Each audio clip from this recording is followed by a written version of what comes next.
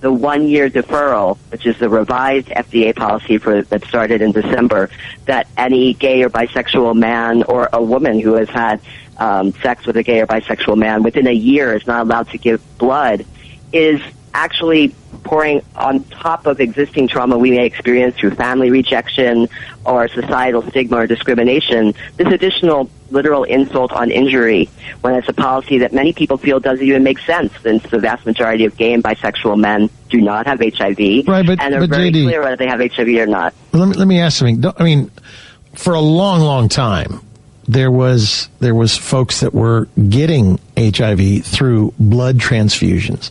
So, of course, and they found that, that's where it was coming from, because people were needing a little bit of money. They'd go down and give a little bit of blood. They get a little bit of money. And so the folks that were giving blood were the ones that had the disease.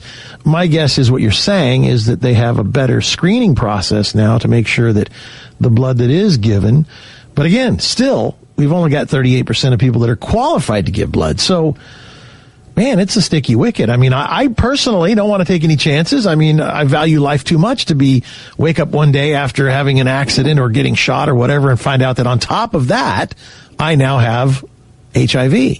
So, I mean, what do you say to that side of the equation?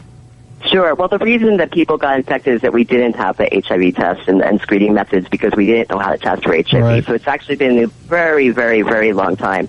It was a short period, actually, where people were infected through the blood supply, because we didn't know about that, or hepatitis C, and everyone should be tested for hepatitis C. There's now a cure for hepatitis C, so it's extremely important. It's a silent infection for decades, that people get tested and avail themselves of treatment that could have happened before we could even test for it. But here's the thing.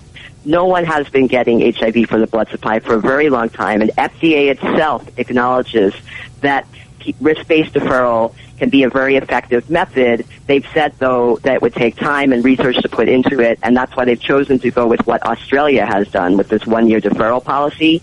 What we're saying, many members of the LGBT community are saying, we are safe.